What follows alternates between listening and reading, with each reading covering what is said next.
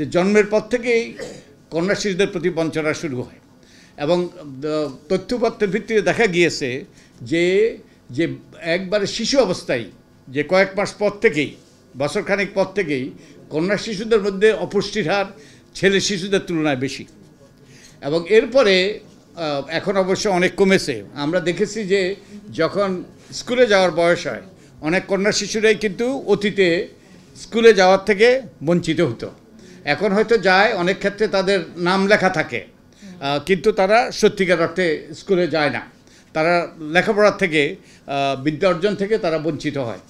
আর এরপরে দেখা যায় যদিও অনেক কমেছে কিন্তু এখনও এটা ব্যাপক যে কন্যা শিশুদেরকে তাদের বাল্য বয়সেই, তারা যখন প্রাপ্তবয়স্ক হওয়ার আগেই 18 বয়স হওয়ার আগেই তাদেরকে বিয়ে দেওয়া হয় এবং সাধারণত বিয়ে দিয়ে দেওয়া হয় যাদের সাথে তারা তাদের থেকে বয়সে অনেক বেশি বয়স্ক এবং দ্রুতই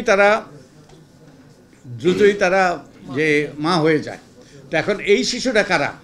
এই শিশুরা যারা মা হয়ে যাওয়ার পর্যায়ে তারা অপুষ্টিতে ভোগে, শিক্ষা দীক্ষা থেকে বঞ্চিত এবং সমাজে অবহেলিত এবং তারা আবারও যেই শিশু জন্ম দেয়, যে ছেলে মেয়ে যাই হোক, তারা অপুষ্টিতে ভোগে। তাই এই জন্যই কিন্তু আমাদের অপুষ্টির হার আমাদের দেশে বেশি। এই চেইনটা হলো এই কন্যা শিশু এবং নারীদের প্রতি বঞ্চনার কারণ।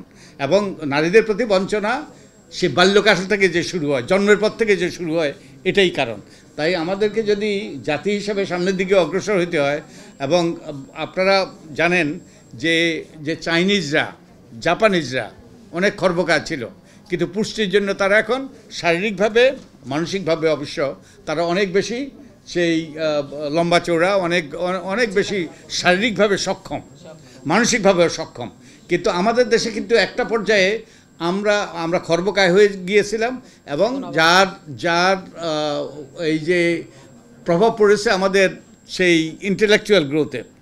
তো আমরা যদি নারীর প্রতি, কন্যা শিশুদের প্রতি যথাযথ বিনিয়োগ না করি, তাদের প্রতি যদি আমরা বঞ্চনা করি এবং তাদের জন্য যদি সুযোগ সৃষ্টি না করি এবং কন্যা শিশুদেরকে নিয়ে যদি আমরা উদযাপন না করি, তারাও আমাদের সন্তান এবং তাদের প্রতি কোনো বঞ্চনা করা আমাদের জন্য আত্মঘাতী হবে। এই উপলব্ধি যদি আমাদের জন্য সৃষ্টি না হয়, তাহলে কিন্তু পুরো জাতি আমরা এর মাসুল দেব। কন্যা শিশু দিবস আমরা প্রথম পালন শুরু করি বাংলাদেশে 2000 সালে। 200-600টা সংগঠন আছে।